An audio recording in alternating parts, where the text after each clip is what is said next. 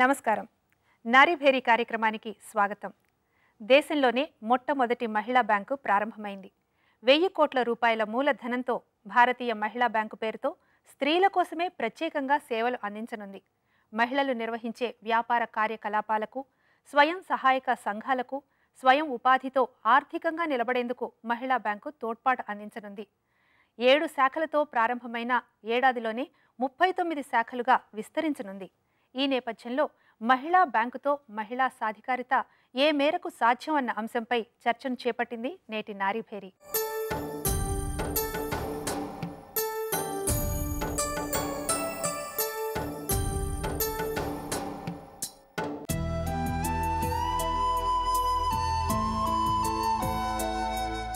విద్యాసాగర్ రెడ్డి గారు, 1000 కోట్లతో దేశంలోనే మొట్టమొదటిసారిగా మహిళా బ్యాంకు ప్రారంభమైంది కదా, మరి ఈ బ్యాంకు ద్వారా ప్రభుత్వం నెరవేర్చుకోవాలనుకుంటున్న లక్ష్యం ఏమిటి? 50% జనాభా ఉన్న మహిళలకి 7.5% రుణ సదుపాయము అన్నది చాలా తక్కువ.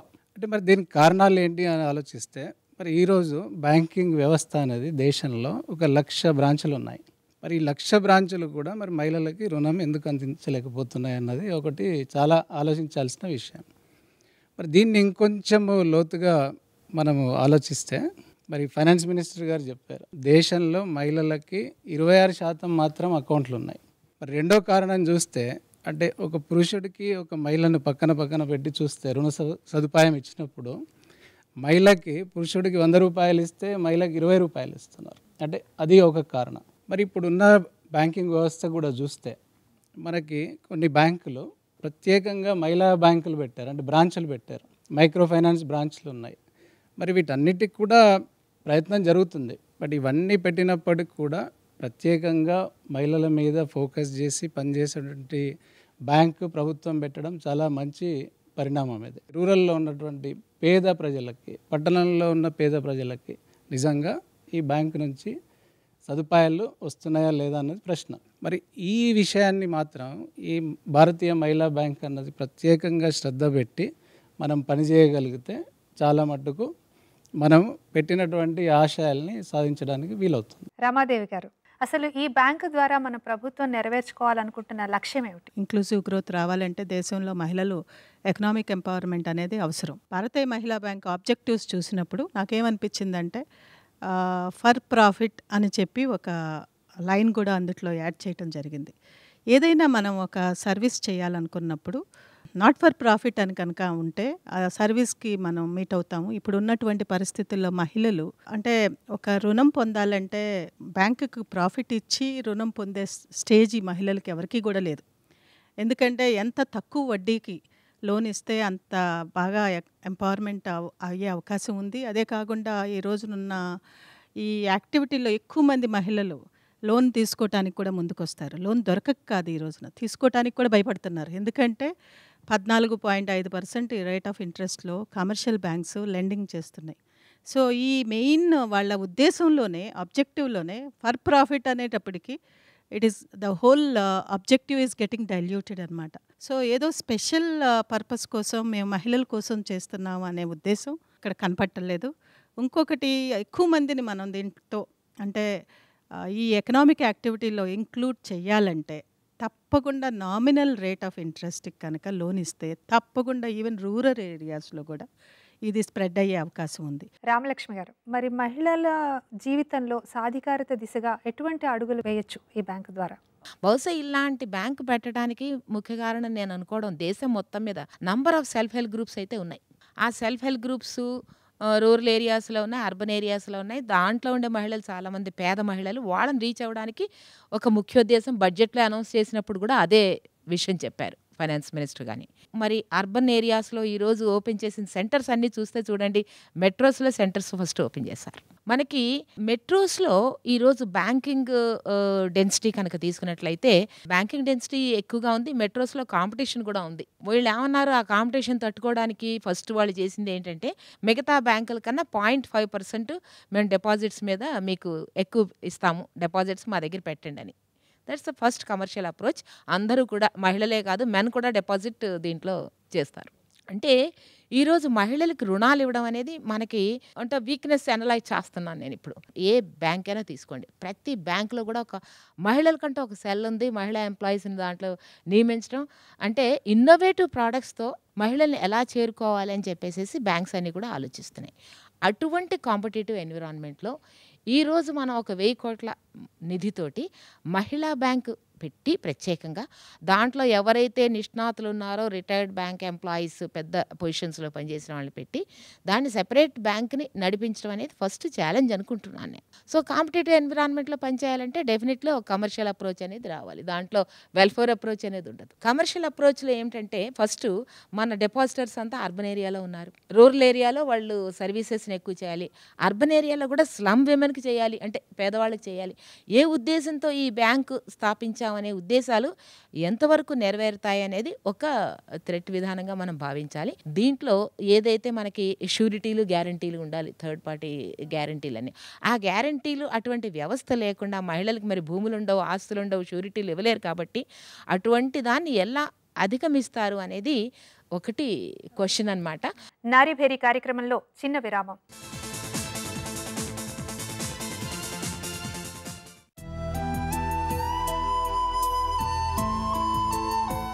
రామా గారు, ఇప్పుడు 7 శాఖలతో యాక్చువల్గా మొదలు పెట్టారు. ఒక ఏడాది సంవత్సరంలో 39 శాఖలుగా విస్తరించాలి అనేది ఒక లక్ష్యం. అసలు ఇప్పుడు ప్రస్తుతం ఉన్న పరిస్థితుల్లో ఇది ఎంతవరకు సాధ్యం అంటారు? దేశం మొత్తం బ్యాంక్స్ ద్వారా, పబ్లిక్ సెక్టర్ బ్యాంక్స్ ద్వారా ఇస్తున్న క్రెడిట్లో 7.5% వెళ్తోంది మహిళలకి. అది కూడా దాన్ని ఇంకొంచెం విశ్లేషిస్తే అది ఎక్కువలో ఎక్కువ శాతం అది సెల్ఫ్ హెల్ప్ గ్రూప్స్ ద్వారా ఇస్తున్న క్రెడిటే దాంట్లో ఉన్నది. కానీ సెల్ఫ్ హెల్ప్ గ్రూప్స్ ప్రోగ్రామ్ అన్నది మనకి చాలా స్పెషల్ ప్రోగ్రామ్. అందులో లేని మహిళలు ఇంకా చాలా మంది ఉండిపోయారు. సెల్ఫ్ హెల్ప్ గ్రూప్స్కి ఇచ్చిన క్రెడిట్ని మనం పక్కకు తీసిస్తే నిజంగా అది పాయింట్స్లో, పర్సంటేజ్లో ఉంటుందేమో. ఇంకొంచెం లోతుగా వెళ్తే మహిళలు చేపడుతున్న జీవనోపాధులు ఏమిటి, ఆర్థిక సేవలు ఎటువంటి వాళ్ళకి కావాల్సి ఉన్నది. మన ఒట్టి లోన్స్ గురించే కాదు, మనం మాట్లాడవలసింది పొదుపుల గురించి, పెన్షన్స్ గురించి, ఇన్సూరెన్స్ గురించి, వీటన్నిటి గురించి కూడా మనం మాట్లాడాలి. స్టార్ట్ చేసింది మెట్రోస్తో స్టార్ట్ చేశారు, కరెక్టే. ఆర్బీఐ స్పెసిఫై చేసింది ఏంటంటే నెక్స్ట్ ఇయర్ నుంచి ప్రతి ఒక్క అర్బన్ బ్రాంచ్ ఓపెన్ చేసే ముందు ఒక 4 రూరల్ బ్రాంచెస్ ఖచ్చితంగా వాళ్ళు ఓపెన్ చేయాలి. ఆ 4 రూరల్ బ్రాంచెస్ ఓపెన్ చేస్తేనే ఇంకొక అర్బన్ బ్యాంక్కి లైసెన్స్ వస్తుంది. ప్రోడక్ట్స్ అండ్ సర్వీసెస్ మనం ఏ రకంగా వీళ్ళకి తగ్గట్టుగా మనం తయారు చేయగలం అన్న దానికి ఎగ్జాంపుల్స్ చాలా ఉన్నాయి. సేవా బ్యాంక్ అనండి, లేదంటే ఇందాక చేతనగాల స్టార్ట్ చేసిన మందేశీ బ్యాంక్ అని మహారాష్ట్రలో చాలా ఇన్నోవేటివ్ ప్రోడక్ట్స్ ఉన్నాయి. ఇవన్నీ కూడా ఒక వెల్ఫేర్ అప్రోచ్లో మనం తీసుకుంటే ఖచ్చితంగా జరిగేది కాదు. అలా చేయాలని అనుకుంటే కనుక అంటీన్ నెంబర్ ఆఫ్ గవర్నమెంట్ ప్రోగ్రామ్స్ ఉన్నాయి, అది మనం చేయొచ్చు. కానీ బిజినెస్ ఆపర్చునిటీస్ ఫర్ విమెన్ మనం క్రియేట్ చేయాలనుకుంటున్నాం. విమెన్ కూడా వాళ్ళ ఓన్ రైట్లో వాళ్ళు రావాలి అంటే కనుక ఖచ్చితంగా ఇట్లాంటి బ్యాంకు ప్రారంభించడమే కాదు, చాలా చాలా వినూత్నంగా ఇటువంటి ప్రోడక్ట్స్, సర్వీసెస్ చేసి చూపించి మిగతా బ్యాంక్స్ అన్నిటికీ ఒక నిదర్శనంగా చేసి ఆ తర్వాత మిగతా బ్యాంక్స్ అన్నీ కూడా ఈ రకంగా చేయడానికి ఒక షోకేసింగ్ మోడల్ కింద మనం తీసుకురావడానికి అవకాశం. శాంతిశ్రీ గారు, ఇప్పుడు మనం అనుకున్నట్లుగానే 7 శాఖలుగా ప్రారంభమైంది, అనేక శాఖలుగా విస్తరించాలనుకుంటుంది. అది ఎంతవరకు సాధ్యం అంటారు? ఇది నిజంగా ఛాలెంజేనండి. అది వరకు ఆల్రెడీ స్టార్ట్ చేసిన వాళ్ళు ఉన్నారు కదా, చేతనా సిన్హా అని, ఆవిడ సతారా డిస్ట్రిక్ట్లో టెక్నాలజీ వాడాను అన్నారు కొంచెం. అంటే to reach 3 rupees 4 rupees save చేసుకునే వాళ్ళకి కూడా వెళ్ళి రీచ్ అయ్యేటట్టు. అండ్ 500 రూపీస్ లోన్ ఇవ్వాలి అన్న దానికి కూడా ఆవిడ వెనకాడట్లేదు. 50,000 రూపీస్ లోన్ ఇచ్చేదానికన్నా నాకు 500 లోన్ ఇచ్చే అవకాశాన్ని నేను పోగొట్టుకోకూడదు అన్నారు ఆవిడ. ఈవిడేమన్నారంటే స్టార్ట్ చేసిన ఉషా అనంత సుబ్రహ్మణ్యం గారు, టైమ్లీ క్రెడిట్ ఇవ్వడం ఇంపార్టెంట్ అన్నారు. సమయానికి ఇవ్వడం, వడ్డీ ఛార్జ్ చేస్తున్నావా అన్నది కాకుండా వడ్డీ ఛార్జ్ చేయాలి, తక్కువ రేటు. ₹1,00,000 లోపైతే 4.5% ఛార్జ్ చేస్తూ ఉన్నారు. సో అండ్ అబౌవ్ 1 lakh అయితే 5% అని.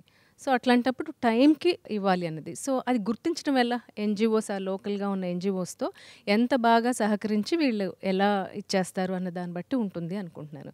It's a positive point, but how implementation ఎలా ఉంటుంది అన్నది చూడాలి. హైమ గారు, ఎంత మేరకు ఈ మహిళా బ్యాంకు శాఖలు విస్తరించే అవకాశం ఉంది? కమర్షియలీ వయబుల్ అవ్వాలంటే ఫస్ట్ సిటీస్లోనే స్టార్ట్ చేయాలి. ఎందుకంటే వాళ్ళకి వచ్చే డిపాజిట్స్ అన్నీ బేసికల్గా సిటీస్ నుంచి వస్తాయి.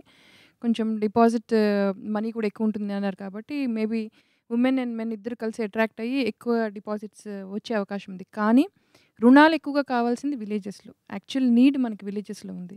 అంటే ఇది ఇప్పుడే పుట్టిన బేబీ లాంటిది ఈ బ్యాంక్. అంటే 29వ నేషనల్ బ్యాంక్ అయినప్పటికీ అంతకుముందు ఉన్న 28 బ్యాంకులు actually nationalisation as a part of nationalisation government acquire చేసింది, గవర్నమెంట్ దానికి వచ్చింది. ఇదేమో గవర్నమెంటే పెట్టిన బ్యాంక్ కాబట్టి it is special on its own front అనమాట. మహిళల సాధికారత ఎవరో మనకి అప్పుగా ఇవ్వాల్సిన అవసరం లేదండి. అంటే ఈ జాతి బిల్డింగ్లో మహిళలు ఎప్పటి నుంచో, అంటే స్వతంత్ర సమరయోధుల దగ్గర నుంచి టీచర్స్గా, లాయర్స్గా, డాక్టర్స్గా we are playing a wonderful role. అయినప్పటికీ మీరు గణాంకాలు చూస్తే 135 కంట్రీస్లో సర్వే చేస్తే మనము హెల్త్లో చూస్తే వీఆర్ అట్ 136లో 135లో ఉన్నాం మహిళల హెల్త్. ఎడ్యుకేషన్లో చూస్తే 120లో ఉన్నాం. ఆర్థికంగా ఎంతవరకు మనము ఆడవాళ్ళు భాగస్వామ్యం తీసుకుంటున్నారంటే వీఆర్ అట్ 101, అంటే చాలా తక్కువ పొజిషన్లో ఉన్నాం. సో సాధికారత విషయంలో నిజంగా గవర్నమెంట్కి ఎంత సిన్సియారిటీ ఉంది అన్నది నాకు కొంచెం డౌట్ఫుల్లే. అంటే అందులోనూ this came just before elections. అంటే నిజంగా దీన్ని చిత్తశుద్ధితోటి తీసుకువెళ్తానంటే మహిళలుగా మాకంటే సంతోషించే వాళ్ళు ఎవరూ లేరు. విద్యాసాగర్ రెడ్డి గారు, మహిళా బ్యాంకు కార్యకలాపాలు ఎలా ఉంటాయి, మహిళలకు ఎలాంటి సేవలు విభిన్నంగా ఇన్నోవేటివ్ ప్రాజెక్ట్స్ అన్నారు కదా, అవి ఎలా ఉంటాయి? భారతీయ మహిళా బ్యాంక్ పెట్టినప్పుడు దీని ఉద్దేశం ఎప్పుడు నిజంగా సర్వ్ అవుతుందంటే ఇది ప్రత్యేకంగా ఉండాలి. అంటే మిగతా బ్యాంకులకి భిన్నంగా ఉమెన్కి కావలసిన లోన్ ప్రోడక్ట్స్ ఏవైతే ఉంటాయో నిజంగా వాటిని అడ్రస్ చేసే విధానం ఉండాలి. 60% వరకు అంటే మినిమం పెట్టుకున్నట్టున్నారు, అది మహిళలకు రుణాలు ఇవ్వాలి. అది కరెక్ట్ కాదు నా ఉద్దేశంలో. మనకు ప్రత్యేక బ్యాంకు పెట్టుకున్నప్పుడు 60 అన్నది ఇట్ ఈస్ లైట్లీ అబవ్ 50%. మీరు 80% పెంచండి, ఆ ఆబ్జెక్టివ్ ఉండాలి, అప్పుడే దాని ప్రత్యేకత. రెండవది, సరే మనము ఇండస్ట్రీస్కి ఇస్తాము, ఎడ్యుకేషన్ లోన్స్ ఇస్తాము, మహిళలకు హౌసింగ్ లోన్స్ ఇస్తాము, ఈ ప్రోడక్ట్స్ అన్నీ ఉన్నాయి. బట్ ముఖ్యంగా దానిలో అంటే ఫైనాన్స్ మినిస్టర్ గారు ఆ రోజు ఇనాగురల్ డే రోజు చెప్పింది ఏంటంటే 60 లక్షల మహిళా సంఘాలు ఉన్నాయి, వాటికి కూడా ఈ బ్యాంక్ ద్వారా మనము సపోర్ట్ ఇస్తాం. మరి సపోర్ట్ ఎలాగిస్తారు? మీకు 2017 వరకు చూసుకున్నా కానీ 700 బ్రాంచ్లు అని చెప్పారు. అంటే ఈరోజు మన దేశంలో ఉన్నవి 630 జిల్లాలు. అంటే ఒక్కొక్క జిల్లాకి ఒక బ్రాంచ్ పెడతారు. మరి ఈ బ్రాంచ్ పెట్టి ఎంతమందిని అడ్రస్ చేస్తారన్నది ఇష్యూ. అయితే దీంట్లో ఒక విషయం ఏమొచ్చిందంటే మనం ఎన్జిఓస్తో కలిసి పనిచేస్తాం. సో ఈ ఎన్జిఓస్తోని కలిసి పనిచేసినప్పుడు మరి ఎంతమంది ఎన్జిఓస్ బాగున్నారు అన్నది ఒక ప్రశ్న. మరి దీనికి ఎలా రిసోర్సెస్ తెచ్చుకోవాలి, పనితీరు బాగుండాలంటే ఒక 3-4 విషయాలు ఖచ్చితంగా ఆలోచించాల్సిన అవసరం ఉంది. ఒకటి, నిజంగా ఈ 1000 కోట్లు సరిపోదు సీడ్ క్యాపిటల్, దీన్ని ఒక 5000 కోట్లకు పెంచాలి ఇమీడియట్గా. 2, మనకి ఇప్పుడు ప్రయారిటీ సెక్టర్ అన్నాం, ప్రాథమిక రంగాలు, వాటికి బ్యాంకులో 40% రుణాలు ఇవ్వాలి. 3వ విషయము, మనకి ట్యాక్స్ ఫ్రీ బాండ్స్ కూడా ఈ బ్యాంక్ ద్వారా ప్రమోట్ చేయించాలి. అంటే వీళ్ళు ఫ్లోట్ చేసిన బాండ్స్లో కనుక ఇన్వెస్ట్ చేస్తే ట్యాక్స్ ఎగ్జంప్షన్ ఇవ్వాలి. ఇచ్చినప్పుడు మనకి ఏంటంటే కాస్ట్ ఆఫ్ ఫండ్స్ తగ్గుతుంది. ఇలా చేసినప్పుడు మాత్రమే మనము అంటే ఈ ఉద్దేశం పనితీరు మెరుగుపరచుకోవడానికి ఉంటుంది, చాలా సాధ్యమైనంత తొందరగా ముందుకు వెళ్ళడానికి ఉంటుంది, ఏర్పాటు ఉంటుంది. నారీభేరి కార్యక్రమంలో మరో విరామం.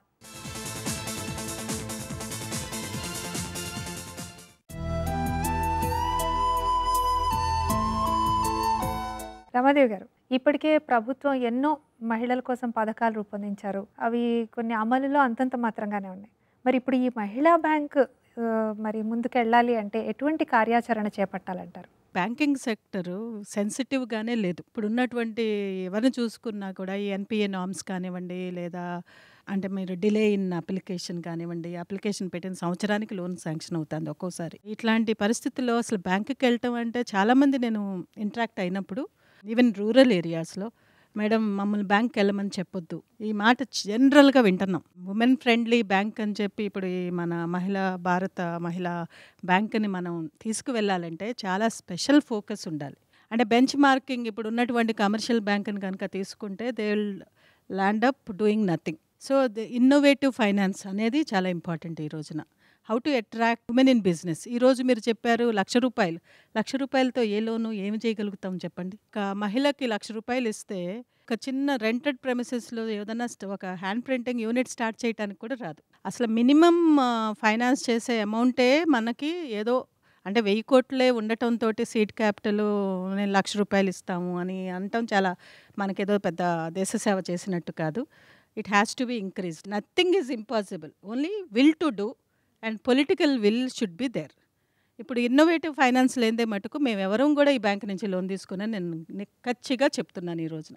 ఎందుకంటే we are vexed with the system. Satya గారు, మీరు స్వయం సహాయక గ్రూప్కి లీడర్ కదా, మీరు కూడా ఎన్నో ఇట్లా బ్యాంకుకి అప్రోచ్ అయినప్పుడు మీరు ఎటువంటి సమస్యల్ని ఫేస్ చేస్తారు? మేడం చెప్పినట్టు ఒక సంవత్సరం పాటు తిరిగినా కూడా లోన్ రాని సందర్భాలు ఉన్నాయి మా ఎస్హెచ్జీలకి.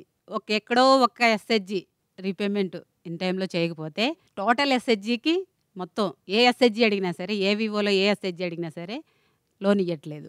మరి ఈ మహిళా బ్యాంక్ ద్వారా ఎట్లాంటి సేవలు అందాలనుకుంటున్నారు మీరు? స్వయంగా శ్రీనిధి సేవలో మేము పొందాం కాబట్టి, ఇప్పటికీ ఇంకా పొందుతున్నాం కాబట్టి, మా వివోలో వచ్చేసి 32 గ్రూపులకి 14 గ్రూపులకి 14,50,000 నేను స్వయంగా చేశానన్నమాట అప్పు.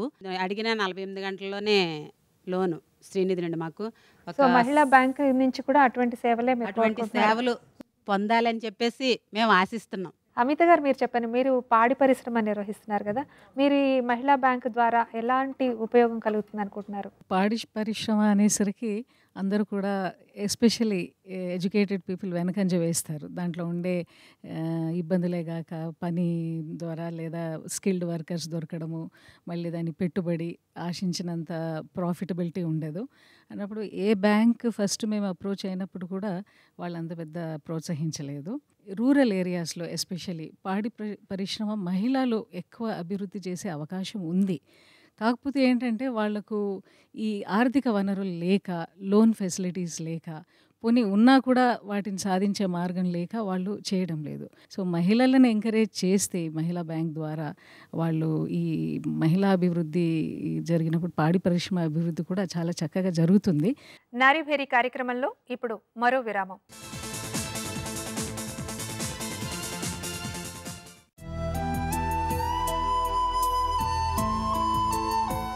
రామలక్ష్మి గారు, మహిళా బ్యాంకు గురించిన ఒక అవగాహన కానీ, వాళ్ళకి దీని ద్వారా లభించే సేవలు కానీ ఎలా వాళ్ళకి అందుతాయి అనుకుంటున్నారు? ఈరోజు మహిళల దగ్గర ఐడియాస్ ఉన్నాయి కొంతమందికి, కానీ ఆ బ్యాంకబుల్ దాన్ని బ్యాంక్కి ప్రజెంట్ చేసే ఐడియాస్ వాళ్ళకి ఇవ్వగలగాలి. దీన్నే మనం ఇంగ్లీష్లో ఏమంటామంటే ఎస్కార్ట్ సర్వీసెస్, మెంటరింగ్ సర్వీసెస్ అని అంటాం మనం. అది నేను అనుకోవడం ఈ భారతీయ మహిళా బ్యాంక్లో ఈ ఎస్కార్టింగ్ అనేది, మెంటరింగ్ అనేది వెరీ ఇంపార్టెంట్ అనమాట. మీరు సెల్ పెట్టండి. సెల్ కేవలం రుణాలు ఇవ్వడానికే కాదు, ఈ మెంటరింగ్ సర్వీసెస్కి సెల్ పెట్టండి.